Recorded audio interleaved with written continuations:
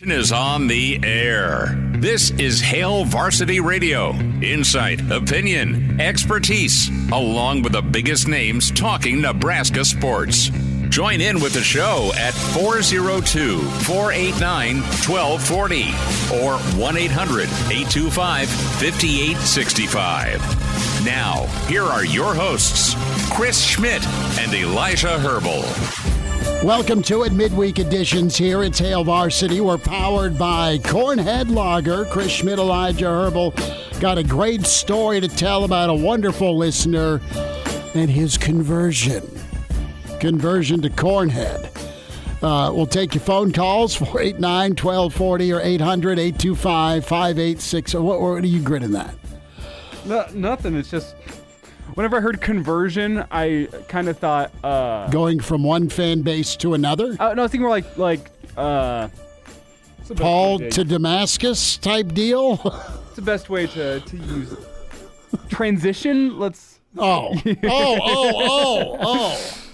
No, I wasn't going from Kardashian to... See, I was going to say more power to him, but... No. Good for you. Yeah. But I'm talking about the beer transition. The beer transition. You know, I guess I'm just getting too old. When I throw out a word and it enters the ear of a 25-year-old. Yeah, so beer conversion is what we're talking. We'll get to that story. Thoughts on the recruiting philosophy. What is going to work in 2024? Nebraska baseball, a absolute, what's the word? Gut punch? It was worse than gut punch last night if you're a Nebraska baseball fan at Haymarket, not just because of how it went down, because of who did it to you. And we'll also spend some time on the topic of field storming there because of an out clip from Bussin and Will Compton's sit down, the Bussin experience, of course, at Nebraska. Big Will Compton fans. He was gracious enough to come on a lot of years with us, and he's doing just great things with Bussin. So we'll get all that handled. Mike Babcock with us in 15 minutes from Hail Varsity and Hurrdat Sports. In hour two, Joba Chamberlain. We'll get the Husker standout and World Series champs take on Big Red Baseball, where things are at as they head into Maryland, and some Nebraska football thoughts and baseball takes from Evan Bland of the Omaha World-Herald.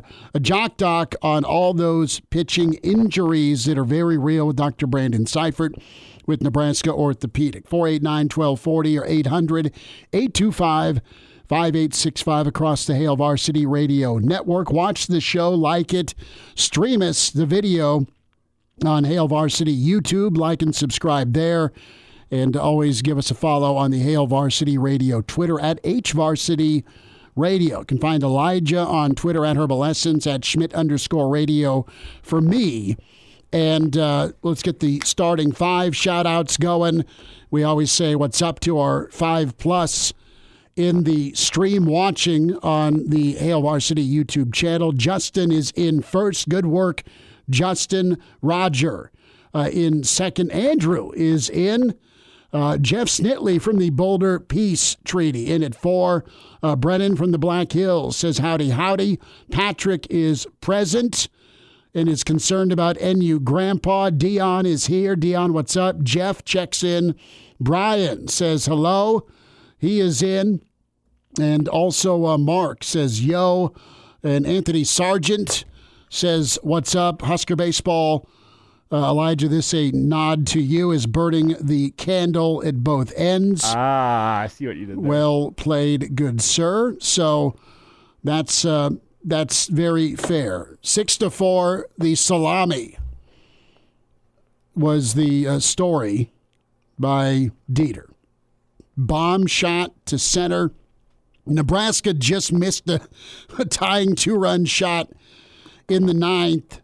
A little bit too much of a line drive, not enough oomph and loft. Well, and they raised the fences a couple years ago. Whenever they did that thing's out if they don't raise the fences 2 years ago. Right. But Nebraska, let's just be honest, and this may be overreaction, but you really need to turn and burn against Maryland. Obvious, yes. And I'm not saying sweep, but you got to get back to your winning ways and shake it off. And then with Kansas looming as well, you can't go a cumulative month of losing your midweeks. And right now you're 0-3 in your last Tuesdays. Okay, 2 against Creighton, 1 against Kansas. What do we think about this baseball team? We think we know that with Sears and McConaughey, your 1-2 is nice. What we don't know is the consistency portion. We'll talk more with Joba Chamberlain about that at 5 out of the bullpen, because you've had good moments by the kids that come out of the pen. They've been dominant at times. You've had good hitting. Will Bolt's not wrong last night when he says you need more than 3 runs. And if you're up by more than the 1 run, I mean, Creighton's just been deadly. They've been great in 1-run games. Creighton's been really good when leading late.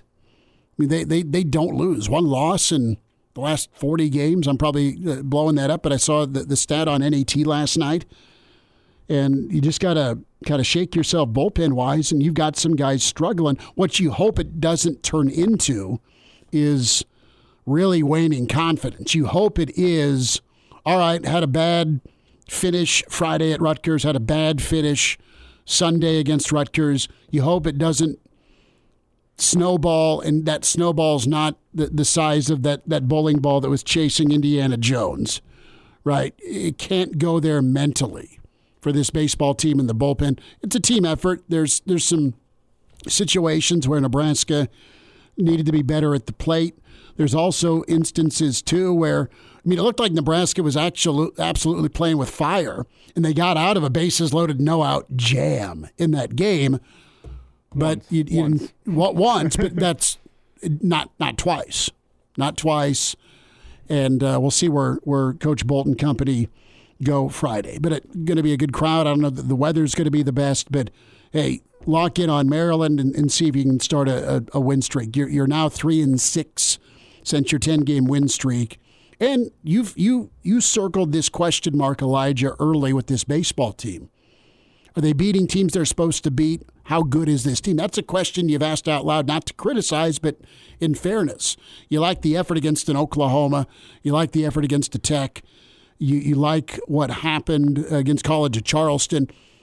Great. But now against some better teams, it's not going your way. And I don't think from a talent-wise standpoint, Nebraska's deficit of talent. They're not. They just got to be better. They just got to be better. They got to make better pitches. They got to be better with the strike zone. Well, and they got to be better in some situational at bats to tack on.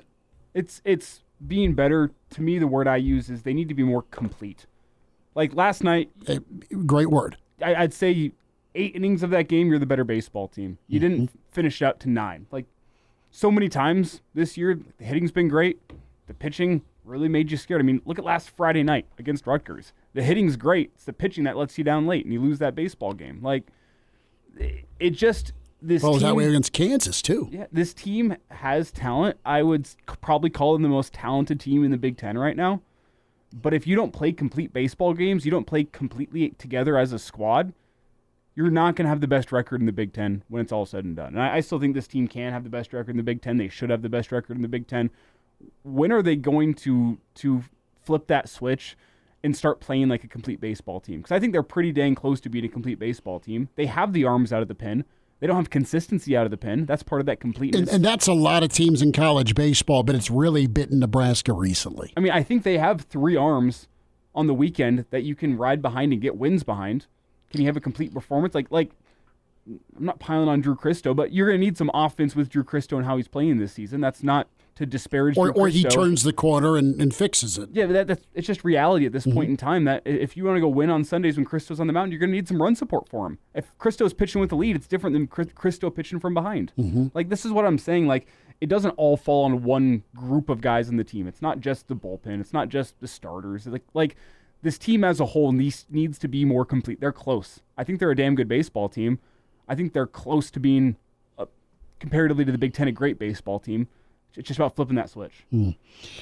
Let's talk recruiting for a minute. Babbers in 10 minutes.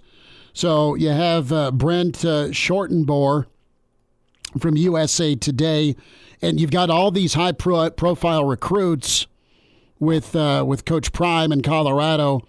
They have jumped into the portal. That is what Boulder is majoring in. Again, is portal acquisition. Is each year going to be, the deck of cards just being thrown on the table where it's just scattered? Is it going to be 1-year deals, roster per roster for Colorado?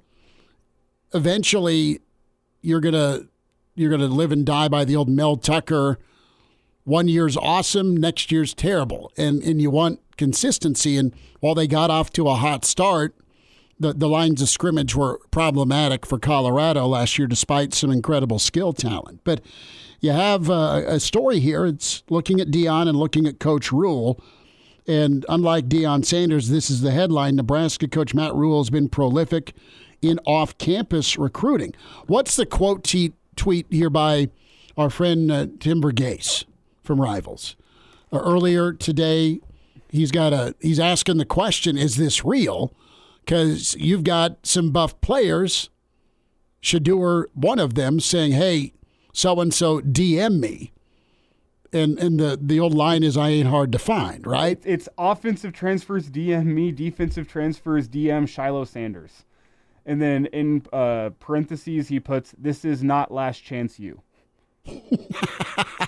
So that's how Colorado is approaching their portal acquisitions this offseason. And Tim just essentially said, and Tim's a guy that's been around recruiting a long time, dating back to essentially his freshman year of college. He's covered Michigan. He's covered Texas A&M, covering Nebraska now in his second stint covering Nebraska. He understands how top programs and top recruiters operate.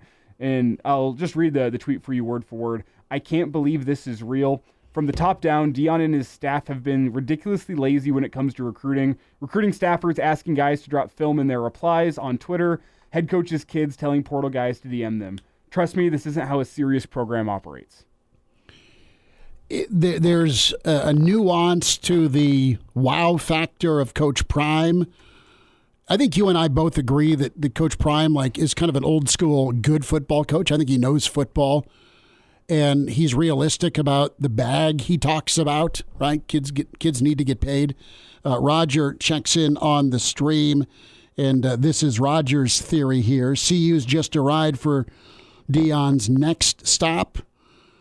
Possibly. We'll see. Well, but the question for any next stop for Deion... The question is sustainability. Yeah, like what are you going to do as a head coach whenever you don't have your very talented son at quarterback and your son's out there recruiting people and that kind of name appeal that comes with Colorado right now? And they respect his game. Yeah. Good quarterback. What happens after that? Your prized recruit that you flipped essentially from Miami and signing day last year. Cornerback. Already in the portal. Mm-hmm. There's just that question of, as you said, sustainability. What is the sustainability of Coach Prime, and how does he go on to another job and say, this blueprint that I had at Colorado will work here whenever, your sons are out of college eligibility, you no longer have a 5-star in Travis Hunter. What is your game plan? That's why I think Coach Chandler is going to have to ask, or he's going to have to answer at his next stop. Well, he's going to have to answer on the field for more than just one season. You can get lightning in a bottle, but can you sustain it? And listen, the problem with Colorado is you got to get people to care in Boulder, and you're going to go hire a guy like Prime for the wow factor. You were the darling of college football till it got really hard. And now what? Are you still going to have that cachet? And quite frankly, some of the personalities he's going after, along with the stars, don't want to be told what they're told. Conversely, you look at Nebraska's plan of action. You got Rhule and Nebraska. In late November of 2022, Rhule has checked out and checked in on 108 high schools in several states. He's been all over Nebraska. Coach Foley has been all over Nebraska. They've made 400, again, this is the USA Today article, 486 off-campus contacts with potential recruits. That's 123 in December and January. That, according to the records obtained by USA Today. That's how he's building the program. He hits the road. He barnstorms. He sets up recruiting visits. He touches base with recruiting prospects every December and January. The thing that is going to differentiate Nebraska and football programs moving forward is not only beating the streets, getting on the airplane, getting in the pickup. It's going to be looking somebody in the eye and shaking hands and connecting with someone from a personality standpoint and being honest, and then showing a kid, here's how it's going to be, here's how the practice is going to be, this is how hard it's going to be, this is the expectation, and if it ain't for you, all good, but we think you're a pretty good player. At some point today, we gotta go pull this. As a part of the Bussin' with the Boys visit to Lincoln, yeah, and we've been credited them plenty. It's a great inside look. I think Matt Rhule and the football program understand what type of platform that gives them, but Matt Rhule gives Will a closing recruiting pitch. It kind of focuses on that. Like, okay, it's deeper than just the football. The football will take care of itself. I'm here because I care about you and who you are and your family, and we'll hopefully get that later in the show. It's really interesting, really insightful. No, we'll have a couple of Bussin' clips, but there's different styles in recruiting, but what's going to win long term? And now, back to Hail Varsity Radio.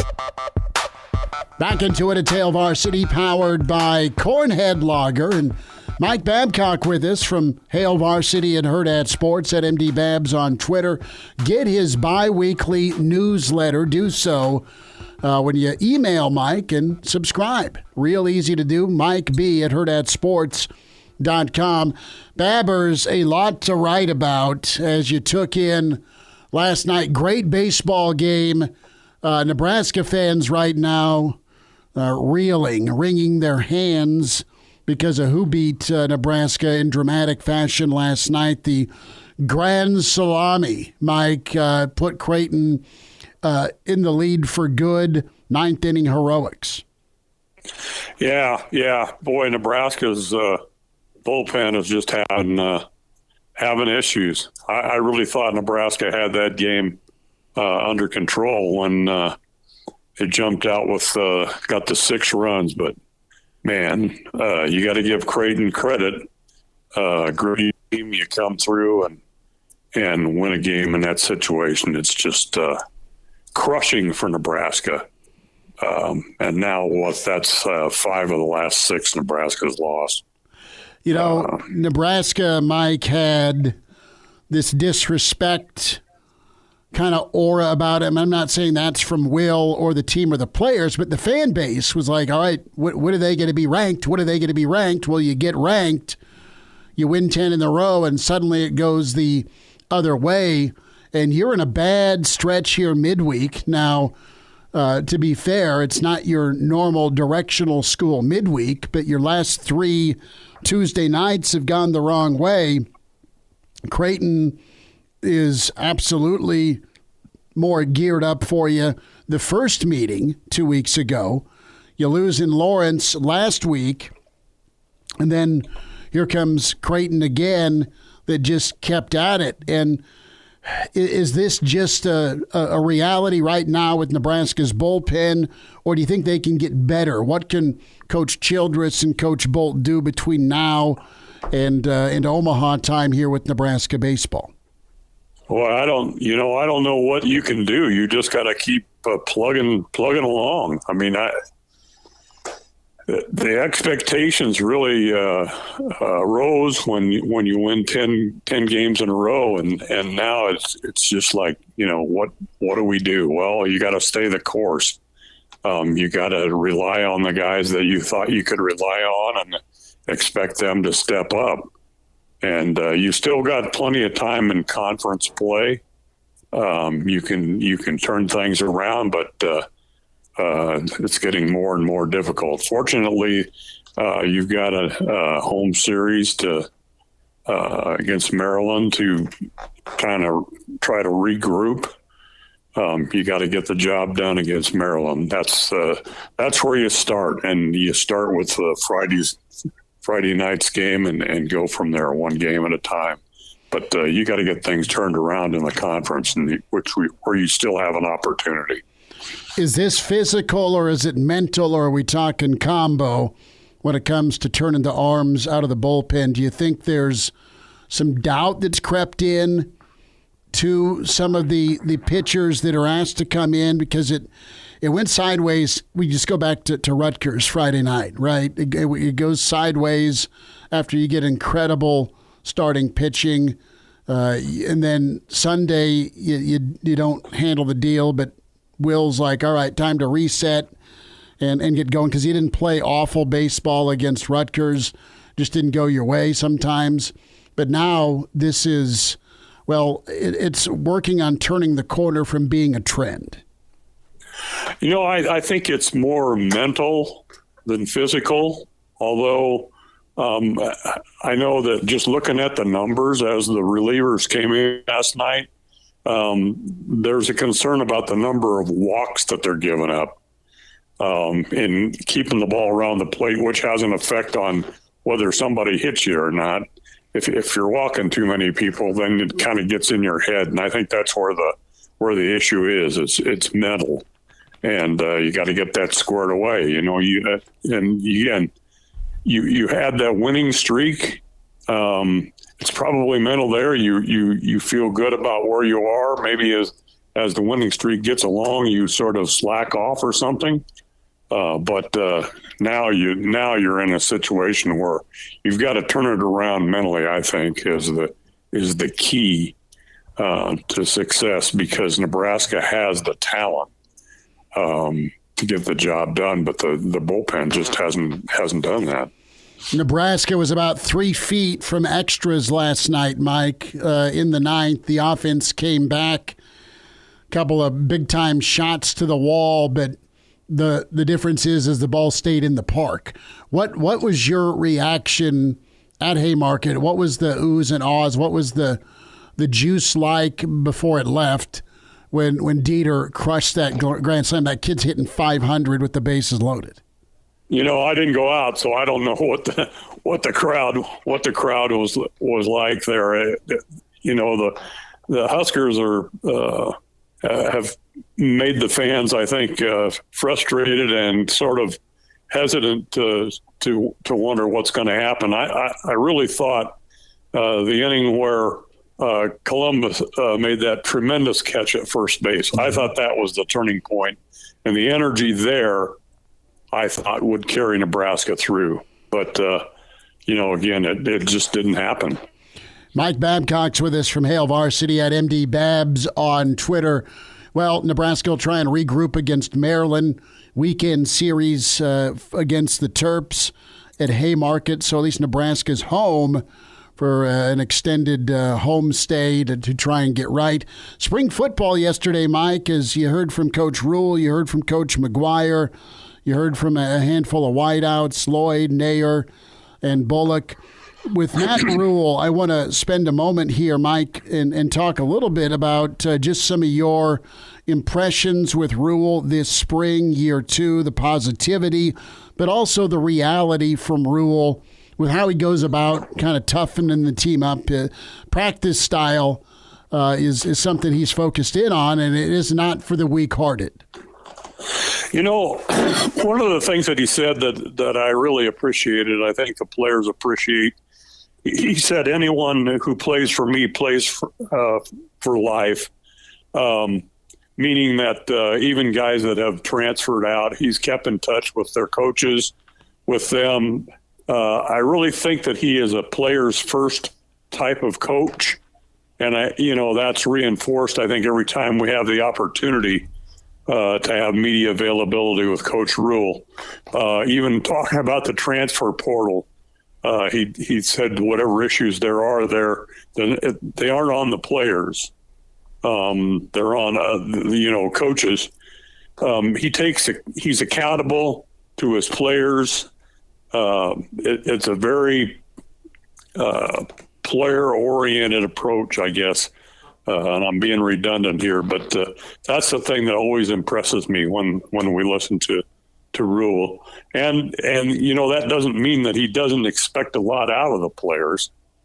He's very demanding, and I think the players understand that, and I think that's a reason for optimism. That's why folks can think that things are going to go well in 2024, because the schedule is set up for that.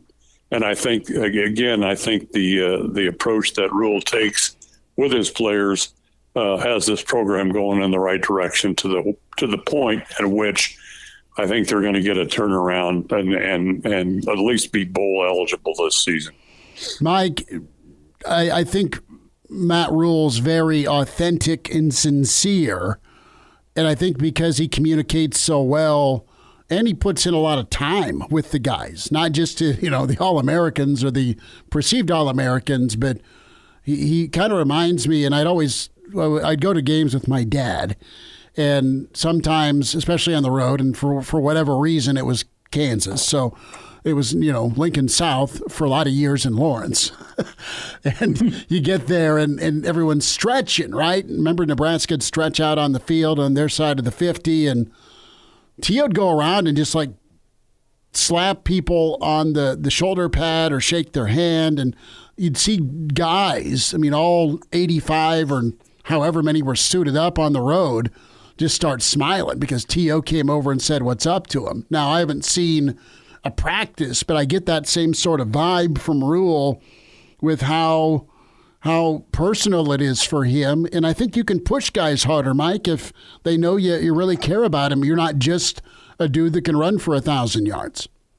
Yeah, no, I agree with that. And again, taking the media availability, there has not been a question about a player, regardless of who the player is, that Rhule hasn't been able to answer, and you get the sense that he has a connection with that player.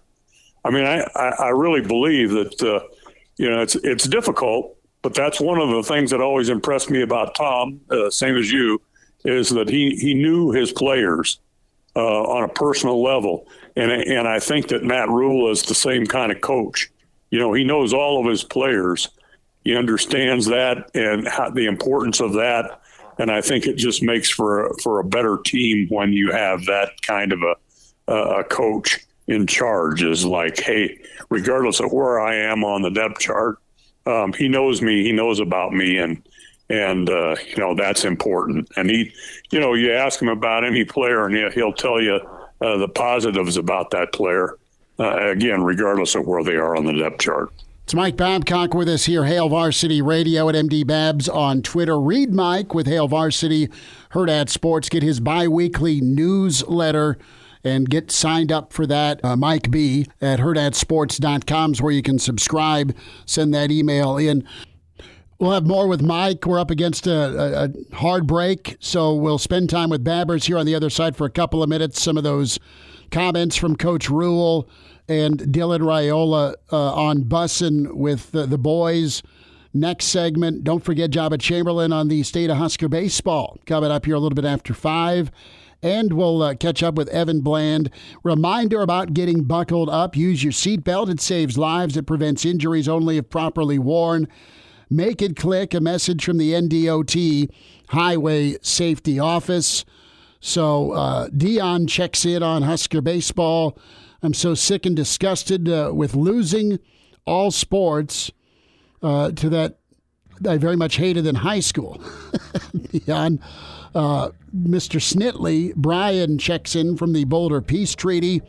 Again, if you get out to Colorado, Elijah, when you leave this weekend, I will commemorate the Boulder. You will need to commemorate where that bar tab and more so the tap was opened back up for Nebraska fans after the Colorado game. More with Mike Babcock on the way.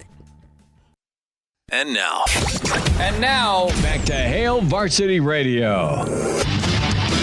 Mike, as we wind down, but I want to get your take. We're a little more than a week away from the NFL draft.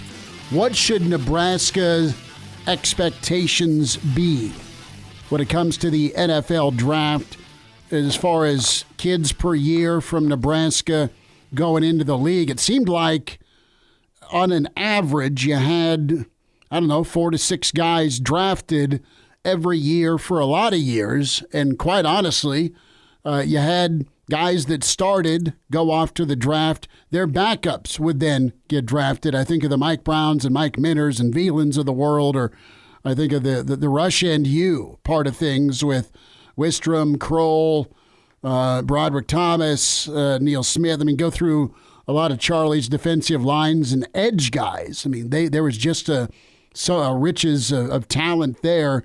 We move forward here to 2024. Going to be light in the draft probably for Nebraska, but moving forward, that's an emphasis for Coach Rhule. He wants to get guys to the league. Yeah, and that's one of the things he says is that he wants to help them. I think that two guys that could have gone this year didn't. Ben Scott and Bryce Benhart. I think they made a good decision to come back for one more year to prepare them for the NFL. I think it is going to be light for Nebraska, the draft this year. But I think as you move down the line, I think you're going to see a more opportunity for Nebraska guys to be in the NFL draft. Again, because of the approach of Matt Rhule and his assistant coaches.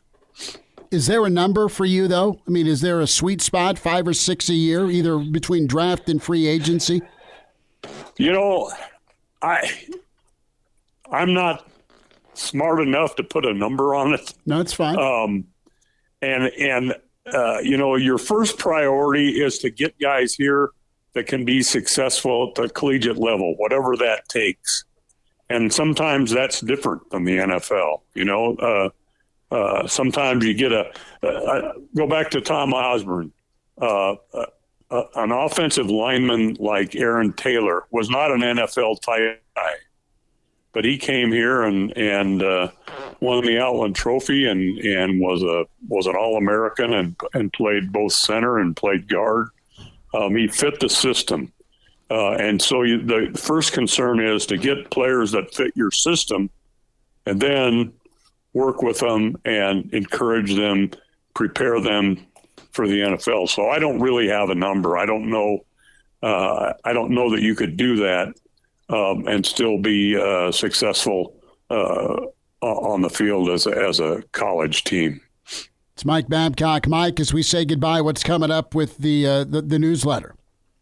The next one up has a little bit to do with the offensive line. It might be a little bit redundant, but you know how redundant I am when it comes to the offensive line. That's important.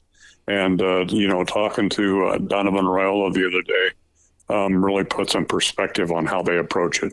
Well, you get a good line, you get a good team, you have happy fans, right? So it's all good. Mike Babcock with us. Babbers, we'll talk soon. Thanks for a few minutes today. Thanks for having me. Good to get caught up with Mike Babcock at MD Babs on Twitter. Chris Schmidt, Elijah Herbel, Connor Clark is absent today. He's in class. He's got to graduate, supposedly. He does. We got to find out how the day party was last Saturday. I saw some social media posts where there was just a whole bunch of shirtless men in a backyard. So Connor Clark included. So I think it went well. Party. Uh-huh. Sounds like a good party to me. Well, sure. Maybe some shirtless women, but... No, easy. Wow. 1950s Elijah strikes again. It's all right. Let's check in with the bussin' with the boys. Again, good episode from Will Compton. And this was Matt Rhule on the topic of recruiting. Yeah, Will's like, envision that Nebraska's in the top 3, and you're making your final recruiting pitch to me. What would it be? Okay, let's hear it. First of all, I'm honored to be in the top 3 because I think wherever you go, you're going to be successful. I've gotten to know you. I've gotten to know your family. So for me, I think it's really, I don't think you can go wrong anywhere you go. I think the footballs will take care of itself. I think the biggest thing for me is I care about what happens to you outside of just football. I care about what happens to your wife. I care about someday little Rhule growing up and being proud of who you are. And so if those other coaches and those other people have that same connection with you and your family, if they know what matters to you the same way that I do, then you should go there. But if you want to come somewhere that's not going to just have you be great on the field, be great off the field for the rest of your life, like I'm in Nebraska. Well done. And that's Matt Rhule on recruiting. We started the show off talking about the USA Today story on Matt Rhule, his recruiting, what Nebraska's done on the road, in-state and out-of-state, beating the streets, getting in the vehicle, getting in the jet, and just touring, man, touring to go meet and greet and connect with prospects for beyond football. And you've got DMs for Colorado being thrown out there by both Deion's kids when they're trying to add in the portal. Do we have time for Dylan Raiola and the topic of field storming? That was asked about because you've got court storming du jour for Nebraska basketball, some monster wins, but there's been instances where Memorial Stadium's been stormed. And here's Raiola and was asked about that. Yeah, I used to clothesline people. Oh, when they would rush the field? Like in Colorado, they lost to Colorado, and they're like rushing the field. And he's just running by. Oh yeah, usually the losing team start hitting them. I didn't get to play with your dad. I heard your dad was just a maniac. He is. He's crazy. Still is. He's crazy. He is. Still is. Oh, Dom, that's funny. And if you missed it, Dylan was a little bit off mic there, so they didn't come through. He essentially said, my dad was out there telling me he used to go out there clotheslining people when they stormed the field. Which has been reported. Well, here's the thing. Nebraska, and I think of the years that Dominic played, I think he redshirted in 97, because Cranack, Cranack, I might have had class with him. I had class with him and Davison. So when we were in college, and you had 97 as a red shirt. He ended up getting into the lineup, playing a lot more in 98, and then 99, the 12-1 number 2 finish. And then 2000. Nebraska's preseason number 1 in 2000. They win at Notre Dame that year. Tough one against Oklahoma. And then they lost at Kansas State, late ball game, black ice ball game. Then they go absolutely annihilate Northwestern. So I don't think they ever lost to Colorado in that span. Well, I think we can forgive Dylan because no, I know. I'm just saying the two stormings I think about that he had to deal with was 99 in Texas, and I was down there for that because my cousin went to Texas, cousin Dino's son. So we were down there for that. Chalk up another loss for Schmidt on the road, this time during the college era. But they stormed. I mean, there are people in the fountains in Austin in 99. You had McConaughey go on Howard Stern's show the week after talking about big win for Mac. That sucked. That was awful. But, I mean, Texas fans stormed Nebraska. And I think some of Bevo's finest may have felt the wrath of number 54. That's all I'm going to say. Wasn't on the field. Hour 2 on the way with Hail Varsity. Hail Varsity Radio is live. Now, back to Schmitty. Schmitty's a great guy, but he don't have a brain. And Elijah. You want me to speak? When I point at you, yeah. On Hail Varsity Radio. One final time this hour, reminder to get the podcast, Spotify, iTunes, Google Play with Hail Varsity Radio. And find the show on the Hail Varsity YouTube. Like and subscribe with the Hail Varsity YouTube channel. Schmidt, Elijah Herbel can find the show those different ways on different platforms as well. KFOR, Facebook, and Twitter. And across the Hail Varsity Radio Network as well. AM 590, Omaha's ESPN. Central Nebraska's Superstation, 1460, 1550, Kearney, Hastings, Grand Island, and your friends in Columbus on News Talk 900. So, Elijah, let me ask you this question. Let's say the display you put out with your shooting touch with the hot shot basketball set up here during the tournament in the hallways here. Mm-hmm. It wasn't just a shooting performance. Let it be clear. It was a post-up performance, defensive performance. Right. You were wanting some sort of response by coaching staffs and NIL opportunities. I have the complete package. Now I want that complete NIL package. You do, and that makes sense. You showed it fadeaway. You showed up off the dribble, and good touch around the rim. Yeah. That being said, thank you, by the way. If you would have gotten that offer and say somebody says, you know what, we're going to take Elijah in the second round, Would you play with fire and say, I'm pretty good at picking NBA games? Would you gamble? Would you would you just set fire to your $500,000 a year contract at worst and multi-million-dollar contract at best when it comes to Porter and the Raptors? I mean, you got to be some sort of idiot, dude, to just gamble and get banned. Let's be clear here. Let's be clear. Allegedly. This is allegedly. It's true. NBA has acted. Dude, their security set up with the NBA, they don't make a ruling until every T is crossed and I is dotted. Well, did you see some of the fine print on this? Did you see what state he was in whenever he was making these bets? Well, it wasn't Nebraska. It was Colorado. Now ask yourself, why would Jontay Porter be making bets in Colorado? Oh, maybe it's because his brother, Michael, plays for the Denver Nuggets. Ooh. And he was staying with him. And I'm not going to accuse Michael Porter Jr. of anything because that's my guy. I'm a Nuggets fan. That being said, I think Jontay Porter took one for the team. Could have. I think regardless, whether or not he took one for the team or whether or not he was the mastermind behind all of this, he's going to be well taken care of by his brother. So I don't think it's the biggest death blow in the world, the fact that he was banned from the NBA, because I don't think he was going to be on a roster much longer anyway. Okay. He was not long for the NBA. Luckily, his brother is, and his brother's on a max contract. So I think he's going to be just fine. That's what I'll say about this, and I'm not going to insinuate anything. It's family versus an interpreter. Yeah, I was going to go the interpreter route, saying he's 100% taking the fall here. But it's something interesting you can look at. As the Nuggets fan, I'm not making any accusations because I would never. Okay. But I do think it's interesting if you read some of the fine print there. Regardless, he was staying with his brother in Denver by all reports, and kind of shows his brother's willing to take care of him. So he'll be fine. Porter's stats and statistics. Well, we're talking $1.1 million per the NBA here. We're talking $80,000 a single game parlay, which would net him 1.1. And he played 3 minutes before leaving a game with an illness the other night.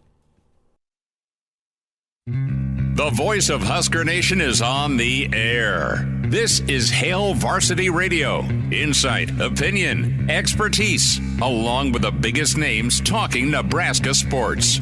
Join in with the show at 402-489-1240 or 1-800-825-5865. Now, here are your hosts, Chris Schmidt and Elijah Herbel. Back into it, it's Hour 2. It's Hail Varsity. We're powered by Cornhead Lager. Chris Schmidt, Elijah Herbel. We welcome in Husker Hall of Famer and two-time World Series champ in his baseball den, Joba Chamberlain, with us. And Joba, I think the term bullied is understood universally. Either you're the bully or you're being bullied. In this definition, we turn to the Nebraska bullpen as much of the same, man. Nebraska's bullpen called upon to do a job, and last weekend in Jersey wasn't good. It got tough to take last night for a lot of Nebraska fans with falling against in-state rival Creighton in dramatic fashion again, this time at Haymarket.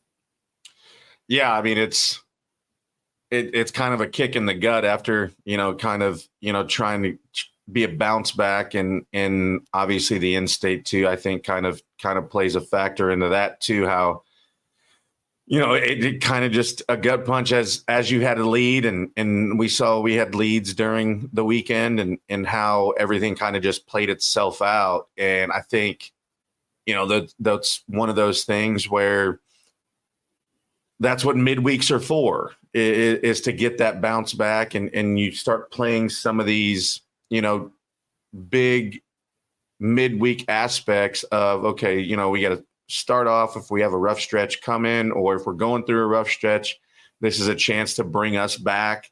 And I think it's kind of played itself out to where we've seen what it's become, and it's not by lack of effort, that's for dang sure, but it's also where we got to figure these out because those are big wins. Those are big momentum games. And, I think that's, it has gone not the way we would like it to go. Let's just put it that way. And where they can, obviously, bounce back. And I think obviously having a tough weekend coming up, but I think it's just everything that, they've worked for, whatever is in front of them. They just, they have to execute and be more consistent. Joba, at what point does a hiccup in the season, which is what Nebraska's been on, it's been a rough patch, and that's going to happen in baseball. I mean, you see it in the majors, you see it in college, you see it in high school. Whenever you have a long baseball season, hiccups happen, rough stretches happen. At what point does a rough stretch become an actual cause for concern for this team? Has it reached that point with the Husker baseball team yet where a lull in the season has actually given you cause for concern for what this team can be long term? No, I don't think it's there, and I wouldn't say it's teetering on that aspect just because of what they've done this year already. There are the hiccups. I mean, those things happen, right? And I mean, that's just the game of baseball. I mean, it's set up for us to fail anyways. So, but I think too, where they know what's in front of them, and it's the game of baseball is great because you got to have a short-term memory, and you can't let it fester, because if then you do, then the hiccup turns into a whole vomit. And now it turns into something worse. And I think the short-term memory of these guys, and I think they have great leaders in the aspect of allowing them to be able to, just not have it be a hiccup and turn into something more. And, that's the ebbs and flows of a season. I mean, that's just kind of the way it is. If we could win every game, we wouldn't be able to talk about anything. So that would be pretty boring for all of us. But yeah, no, I don't. I think this is a stretch where they can really, really learn, and they can grow from it. And what it's going to do, I think, in long term, it's going to make them a better baseball team, and they're going to understand. Let's not have this. Let's try and stop it, or let's do something. And whether that's individually, whether that's team wise, I think this will just make them better in the long term. And they have the opportunity to do it. I mean, it all lies in their hands. And that's kind of what I think it needs to be, having great leaders. But yes, I think this will make them better long term. It is kind of wild, Job, that we're talking like this about a team that has only lost one weekend series all year long. I mean, it happened this past weekend, so it's fresh in the memory, but they've only lost one weekend series and technically only 2 overall, considering Creighton is a season series. It's different because it's midweek.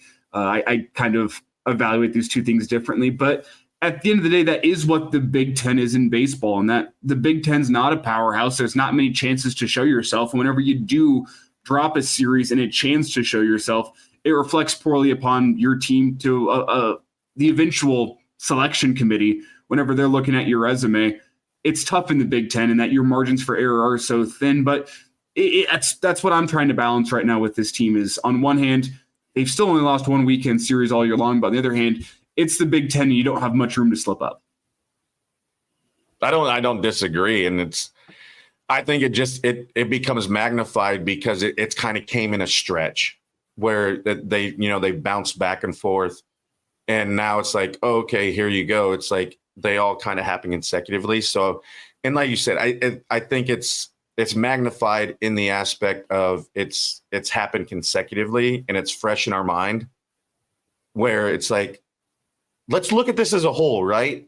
Exactly what you said. We've lost one series, and there's not a lot of margin for error. But at the same time, it's like, okay, let's focus on the positives here.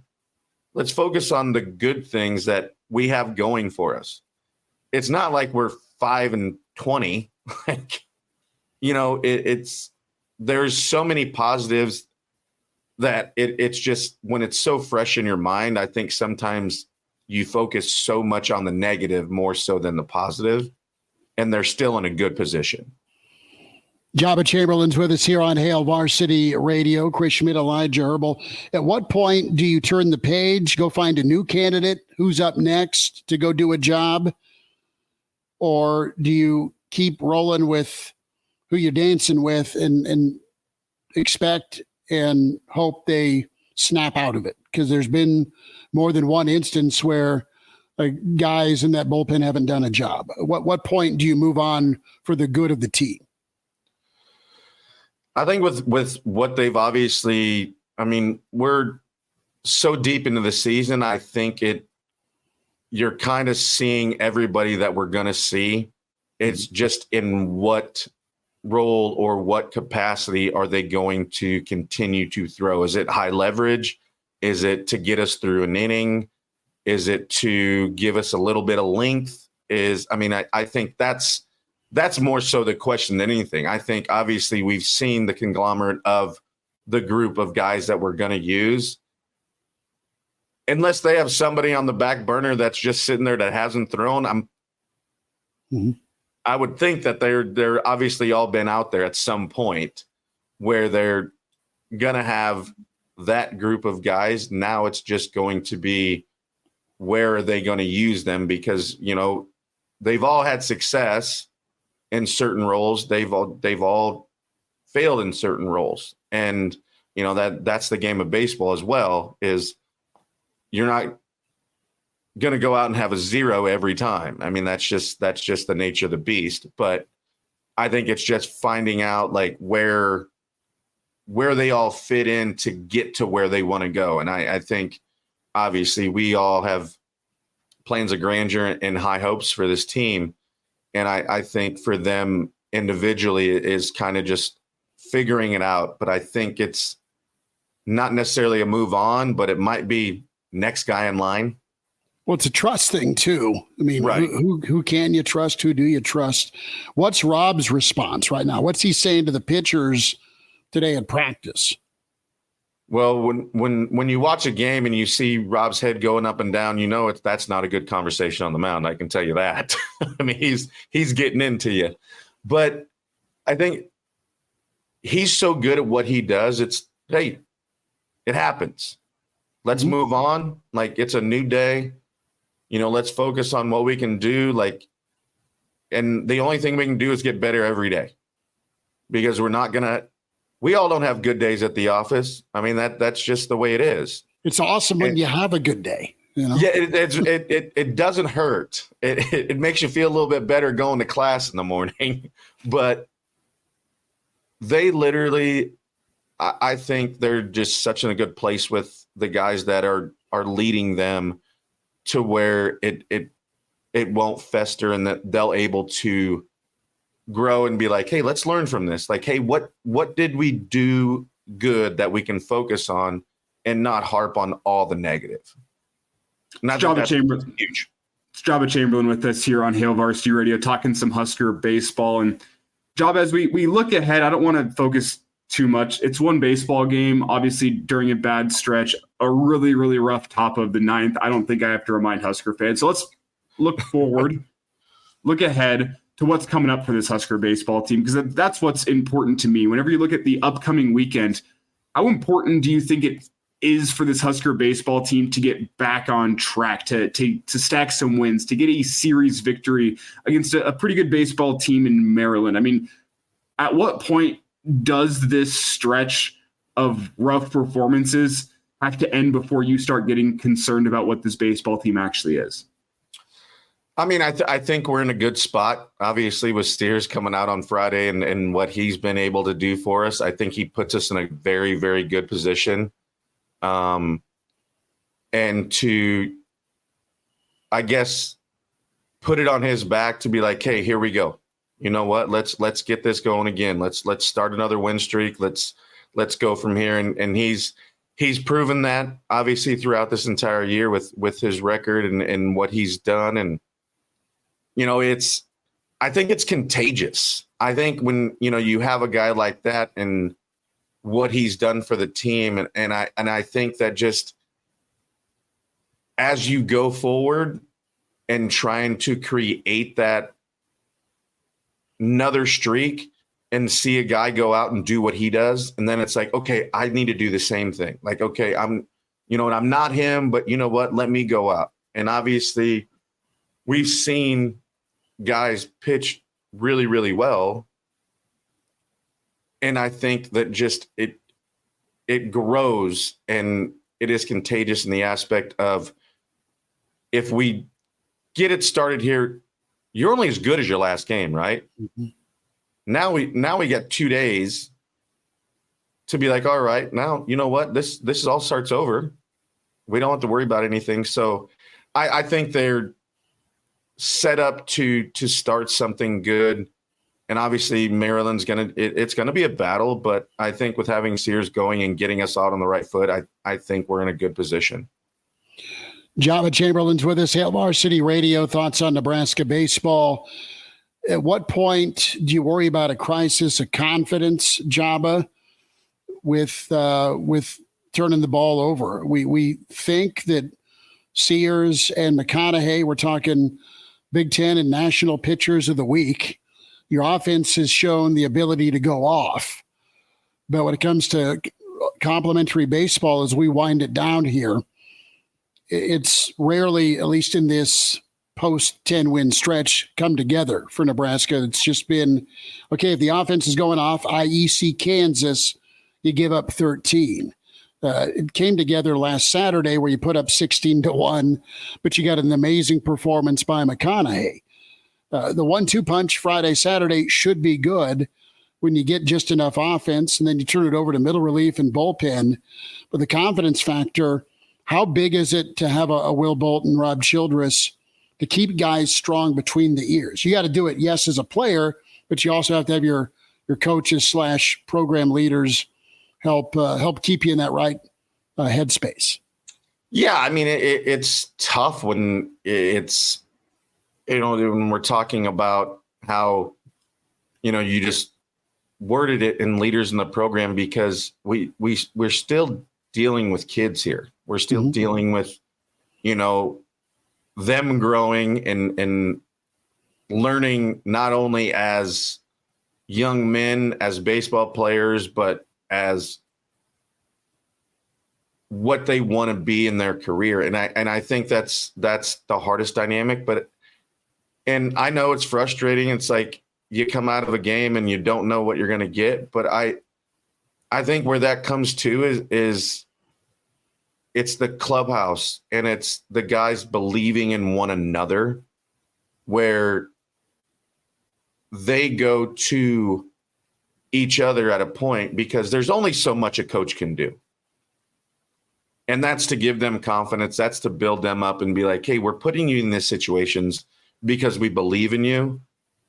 But sometimes you got to look in the mirror and be like, I believe in myself, because I have to be better in myself to make this team better. And I think there's some self-analysis of these things where you keep them right between the head, but at the same time, you got to have the conversation too, because if you don't believe in yourself when you're struggling, then nobody else is going to. And I think that's very important, to have self-talk and self-analysis, where you got to look yourself in the mirror every once in a while and be like, I stunk, but how do I get better? And I think there's some of that needs to happen. And there's a coach can't do that, because when we're brushing our teeth and spilling toothpaste all over ourselves, you've got to be able to be like, all right, how do I get better today? What can I work on? I know what I did good, but there's obviously other execution pitches, or was it, pitch sequence, or, how do these things that I need to work on, how do they get better? And I think that's a self-analysis thing. Joba, we'll catch up again soon. Thanks for a few minutes, man. You got it. Anytime, guys. And now, back to Hail Varsity Radio.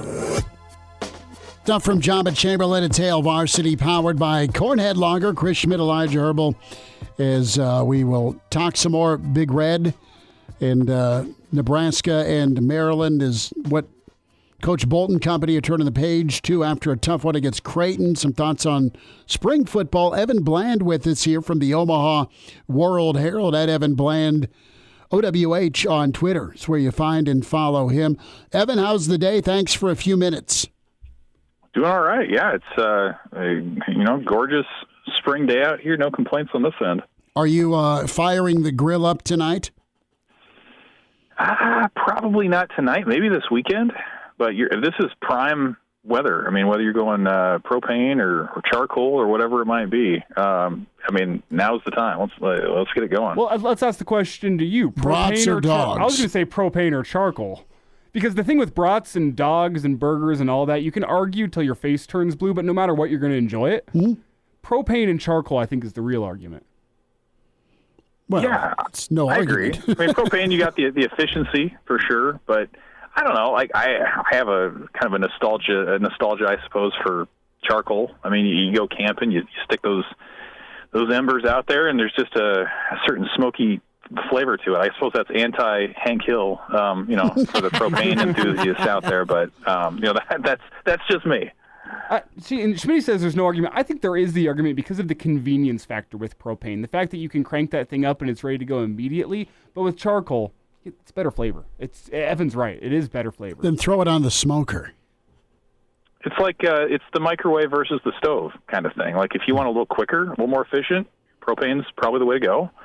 But if you're settling in for the long haul, warm up those charcoal grills and let that thing flavorfully burn slow. You can even go with the secondary argument of, do you go lump charcoal or do you go with the briquettes? That's a conversation. I think you go briquette. I've never used charcoal ever. Never.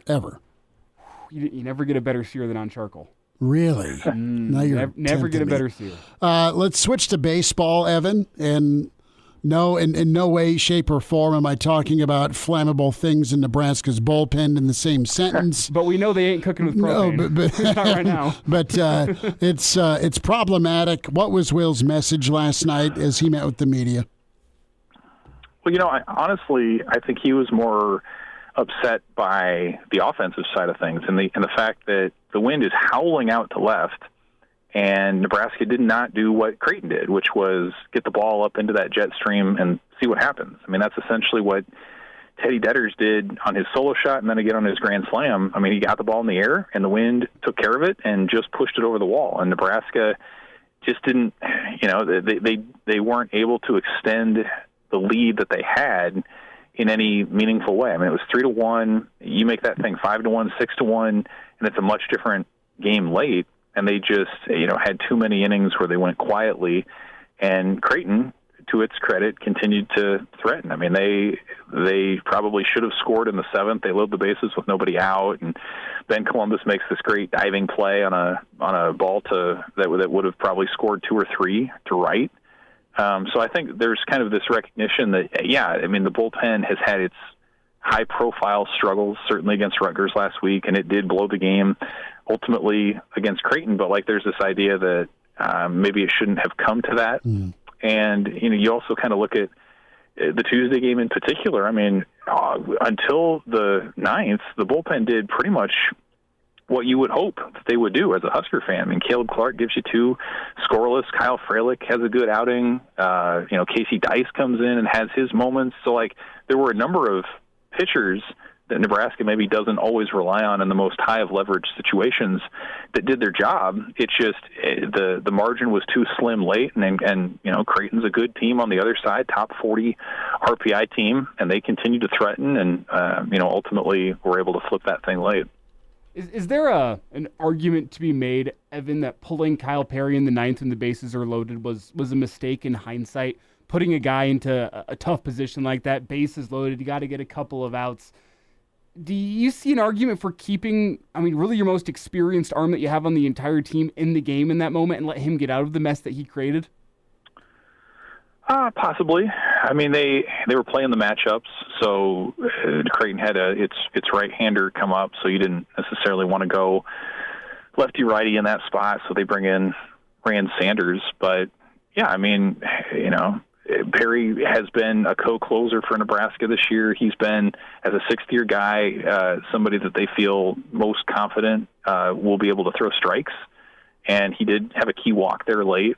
So I think that's kind of what it came down to, was just finding a way to play those matchups. Like, honestly, I, in hindsight, maybe would have given Caleb Clark another inning on the front end. I mean, he still hadn't gone through the Creighton order the first time all the way through when they pulled him after 2. And, Casey Dice was looking good at times. So, like, it's such a fine line between get them out when they're ahead versus, like, this idea that, you can keep them in there too long, but maybe you save some arms on the back end. So, I think there were a lot of decisions late that maybe you can think back on, whether that was leaving Perry in late, whether that was pinch hitting for Max Butenbach there in the 2 outs there and 2 on. And, maybe, you could look at a guy like Garrett Anglem in a situation like that. So I think it all just comes back to this notion again that, like, when your offense doesn't give you that cushion, then every decision becomes all the more magnified. And I think that's kind of where they're starting from, is if this offense does what the staff and the players believe it can do, then maybe it won't come down to so many nail biters where every little decision could swing the game. Evan Bland with us here from the Omaha World Herald, at Evan Bland, OWH on Twitter. Tiger Shark Diver reminded everyone, and Evan, you hit on it, Hank Hill sells propane and propane accessories. Jeff says charcoal all day. Everyone in there is really saying charcoal. Right, charcoal is for men. Jeff says, now I'm hungry. And Fogo Charcoal, by the way, is the brand that is being shouted out for free. I also like that the emojis don't come up here. So Deion says charcoal is where it's at. Fish orange wide eyes, which I assume is emojis that are supposed to be inserted. It doesn't come up for us there. Pretty funny. But yeah, everyone is on the charcoal wave, Schmitty. Yeah. Your response? My response is I guess I need to get a grill that has charcoal. The grill I have is infrared, so I can sear it 800 degrees. You got that fancy grill. Okay. Hey, okay. It's all good. It's so good. So let's talk Maryland here. And where is Nebraska as we look ahead to Friday and the weekend? Yes, it's a monster series. Nebraska needs to get out of this funk. They kick off, last night was the start of a homestand, which is great. But where is Maryland problematic as you glimpse early at Maryland?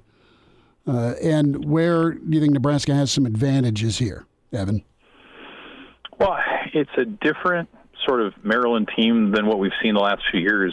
The Maryland that has won multiple Big Ten championships was built on power. I mean, they were a top 5 home run team nationally for a few years there, and they won a lot of slugfests. And this Maryland team has kind of flipped that a little bit. I mean, they actually have a few arms, a little bit of depth of pitching, and the offense has taken a step back as most of their stars have either graduated or moved on to the professional level. They have a new head coach.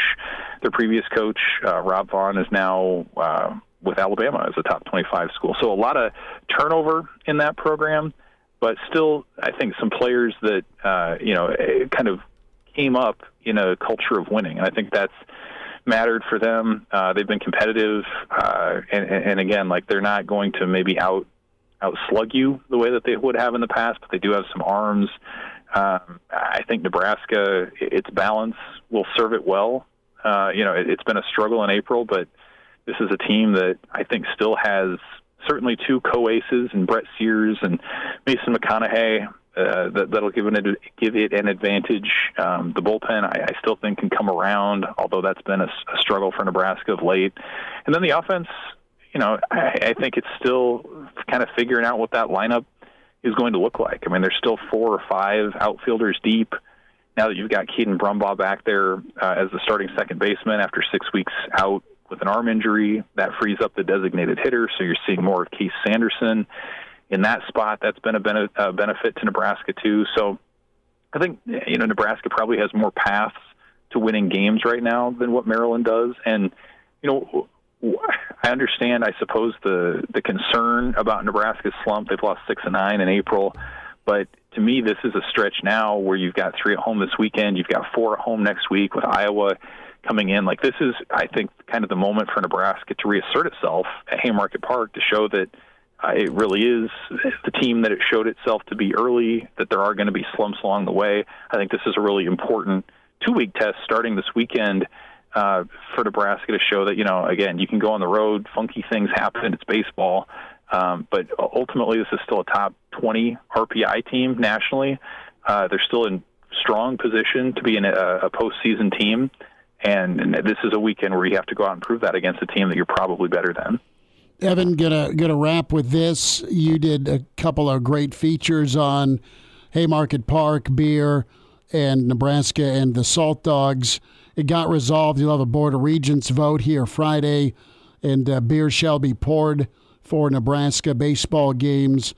Thoughts on the result here, as it looked like, based on your really amazing reporting, that there was an impasse and all of a sudden things got fixed. What do you think? Yeah, I mean, the beer at Haymarket Park put on its rally cap late. It really did look like that thing was dead. And hits a grand slam in the top of the ninth. Too soon? Yeah, I mean, they rallied late, figured it out. And honestly, I would credit Troy Dannon, the new athletic director, with a lot of that. I'll be curious to kind of see, if and when it gets passed, kind of what the impetus was behind that. But as you guys alluded to, I mean, the previous impasse between Nebraska and the Salt Dogs was about revenue sharing and what percentage should each side get. It's the Salt Dogs equipment, et cetera. And ultimately they decided, hey, let's take all those proceedings, put them back into the park for capital improvements moving forward that both sides can benefit from. And so that was really the key turnaround. And again, I mean, Dannon was someone who came in, is new to the job, I think was able to start negotiations fresh, and in good faith. And this was the ultimate turnaround. So if the thing passes Friday, as one would expect that it would, then Friday night, you're going to see adult beverages being served at Nebraska baseball games the way they have at Salt Dogs games for more than 20 years. So I think it's just a cool example of, collaboration, people kind of coming together and figuring out what's best for fans while also, finding a solution that's going to benefit both baseball programs too. Evan, good stuff. We'll check in with you soon. Thanks for a few minutes today, man. Thanks, guys. See ya. And now, back to Hail Varsity Radio. Big thanks to Evan Bland. Get the podcast, each segment, the full show, however you want to get down. Easy to do. Spotify, iTunes, Google Play with Hail Varsity. Dr. Brandon Seifert's with us here, Nebraska Orthopedic Center, at Jock Doc Wednesday. Dr. Brandon, how are we doing? Hey, I'm doing great, Chris. How are you guys doing? We're good. We're doing better than a lot of Major League Baseball pitchers from a Tommy John and UCL standpoint. A lot of stories out. You look at the Pittsburgh Gazette, you look at CBS Sports, ESPN.com. The Athletic did a great feature. And listen to these names: Bieber, Strider, Jonathan Losiglia, Perez, Gott. I mean, some of the who's who and some of the brightest young arms are all on the shelf because of elbow issues. Dr. Brandon, what do you think when you see all of this happening? Yeah, it's a very fascinating talk, and I would tell you over the last probably about 12 to 14 months, we've seen just kind of real uptick in terms of the information we're getting, especially when you go to our kind of national sports meetings about this very topic, just because there really has been kind of an explosion, especially in pitchers' arms, obviously, elbows most importantly, is where we're really seeing this. So the Tommy John injury we've talked about before, just kind of briefly here as we kind of review our anatomy for this. Thinking about elbow, inside a portion of your elbow, there's a ligament that supports that elbow. And if you think about bringing your arm straight out from your body and then keeping the elbow where it is, but moving your wrist and the hand away from the body, that's kind of what we call a valgus moment that puts stress on the arm. Same thing if you put your arm up over your head like you're going to throw. So when you're in that very back portion, ready to bring your arm forward with your throw, that's that kind of same valgus force as you're driving that arm forward, the hand's moving further back. That's that valgus force that essentially stresses that ligament in that area. And so, again, we've just seen this huge jump in the number of these injuries. I think we're up to kind of 38 here recently with these injuries the last couple of years. So very high number.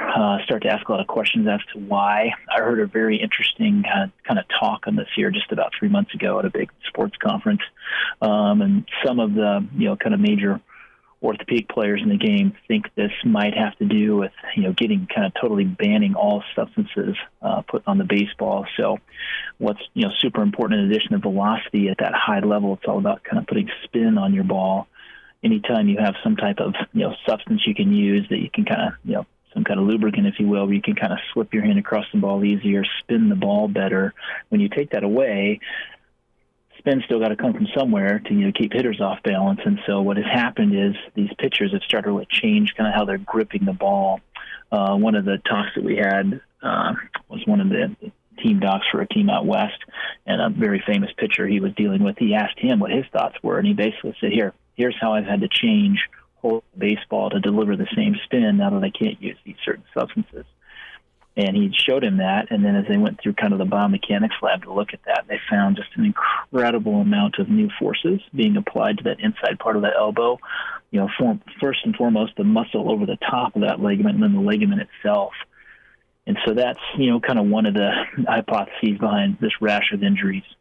Dr. Brandon, I know that Tyler Glasnow would agree with you. He talked about that back whenever sticky substances were first banned, where he said, my first start afterwards, I used to hold the baseball like an egg, and now I have to really choke it. And he kind of felt the same thing that you did, that it was going to lead to more elbow injuries, and that's kind of what we're seeing.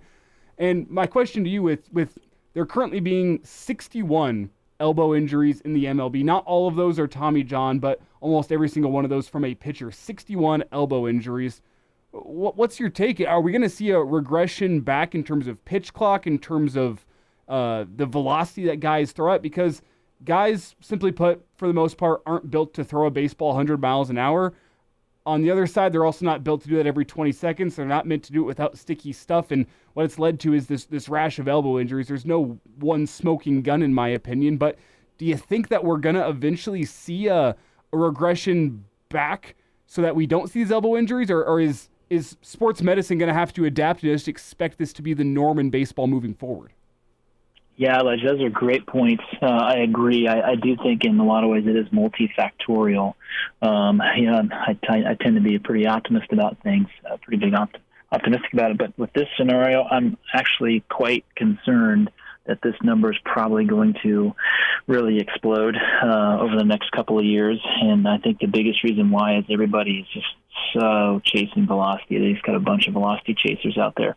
You look across the spectrum, even just a lot of the high school kids I see around here, there are many kids who are throwing kind of high 80s, low 90s, even mid 90s that I don't ever remember that back in the day when I was in school. And so you have all these kids who are doing that now and really, really stressing their elbows to try to get to that kind of extra level of velocity. I think what is happening here, especially some of these major league pitchers, we might just be kind of scratching the surface on this. This probably fits into alignment with that kind of chronic, repetitive, extra stress, extra trauma, micro trauma to that elbow, and that UCLs are just getting, beat up so much earlier and so much longer that you're going to start to see, I think, even a higher explosion of these injuries. And I think it's just going to trickle down. You're going to see it, I think, in high school. You're going to see it more in college. Obviously, at the professional level, you're going to see it as well. And so there's got to be, hopefully we can get some good data out about what is really an appropriate velocity training program, and really what do some of these training programs, what kind of injury risk is involved with that. So that's something that we definitely need to work on. I think that's probably the biggest thing we need to really focus on is how is this velocity training, how are these programs impacting these young athletes, which then leads to later on careers having a lot of these injuries. Clearly the ball spin thing's a big deal, the substance thing is too. Dr. Brandon Seifert's with us, Nebraska Orthopedic Center at Jock Doc Wednesday. We're talking the run of Tommy John injuries in Major League Baseball from 2011 to 2013. You had the average of only 6 players between that time had UCL reconstruction before they were drafted. That number now at 24 between 2021 and 2023. Dr. Brandon, how do you explain Nolan Ryan? I mean, he was pitching. Exactly right. He was pitching into his 40s, a billion innings per season. Don't remember the old Riot Express being on the DL that often, and he can still throw mid-80s now as he's in his mid-70s. Yeah, it's amazing. Again, in his scenario, is he just maybe one of those folks that just physiologically, more scarred in over that area. And, there are some athletes out there that do have, insane, crazy innings like that and throw super hard and never, ever have an issue. Or is he also somebody that, never had the, significant velocity chasing training that a lot of young athletes have when he was younger. And so maybe he had a better elbow by the time he was able to arrive in the major leagues. That could be part of it. I think that's probably a big part of it. Number two is what was he doing in the off season? Did he, take some time off? And my guess is he took a lot of time off compared to what our guys do now. That's a good answer. That's a great answer. Yeah, he was feeding his cattle and being a dude. Yeah, it's so true. I mean, it's a tough conversation. I get it. Kids are trying to be great, progress, maximize their abilities. That's the right answer. We just got to find the balance. I'm not harping on anybody. Mm-hmm. We just got to find that balance because I definitely think that plays a big role here in terms of where some of these athletes are. Because I see it just in my own clinic. It's incredible how many elbow injuries we're seeing, way more even than when I started, several years ago. It's just a huge increase. Dr. Brandon Seifert's with us, Nebraska Orthopedic Center, a Jock Doc Wednesday. Dr. Brandon, we'll check in with you again soon. Thanks for a few minutes today. Sounds great, fellas. Y'all take care. All right, good to hear from Dr. Brandon. We'll wind down a Wednesday next. And now, back to Hail Varsity Radio. One final time on a Wednesday. Big thanks to Dr. Brandon Seifert, Nebraska Orthopedic Center. Joba Chamberlain this hour, along with Evan Bland. Plenty of thoughts on Nebraska baseball as they try and bounce back. Tough one against Creighton. And good to hear from Mike Babcock from Hail Varsity and Hurrdat. In Hour 1, Spotify, iTunes, Google Play is where you can download the podcast, subscribe, and like the Hail Varsity YouTube channel. That's how you can watch the show as you follow Hail Varsity Twitter as well at HVarsity Radio. So tomorrow on the show, Brandon Vogel going to be with us, and Barney, Coach Gary Barnett, trying to run him down and confirm, but should talk some college ball with Barney. And we'll have some more thoughts tomorrow from Nebraska coaches. Coach Dvorak, the Husker linebacker coach. That middle level is talented. There's some young pups. And that's the level with some guys that really came on the scene a season ago. A lot to replace, quite honestly, at the linebacker spot. But we'll see where things shake out. So some player audio tomorrow as well. And I'm sure we'll put our heads together with a fun topic similar to the gas versus propane fight. And the StreamYard is chimed in. Everybody in the stream, the starting five and beyond, have all said, you wuss Schmidt. Get charcoal, get it done. I was frightened as a kid. I saw this, and it was not only a bad sequel, but it was the European Vacation, National Lampoon's European Vacation, where, Clark is grilling for the family, and they're using charcoal. What's Griswold do?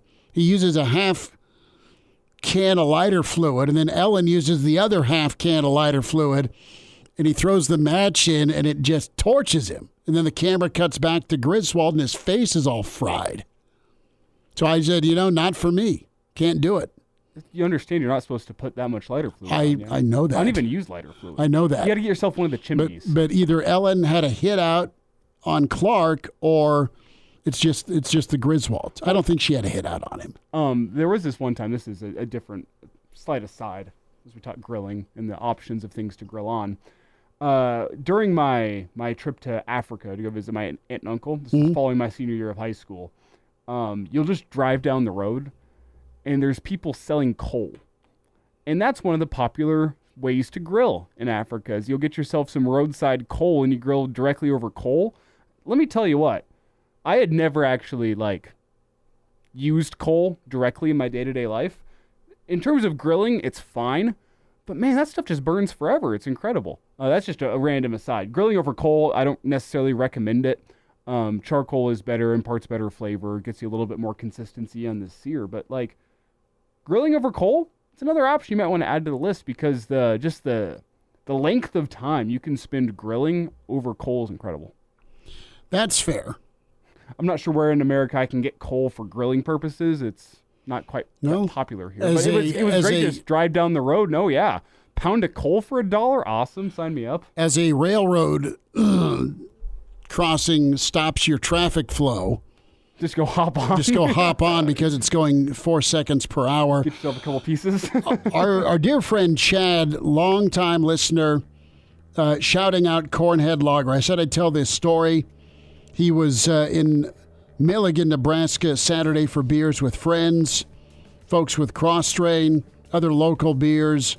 He had some Cornhead Lager, and it has converted him. He ended up getting a 6-pack and loves it. I will finish and start this story tomorrow, but Chad is all thumbs up with Cornhead Lager. One of many. Back to you tomorrow at 4 on Hail Varsity. Thanks.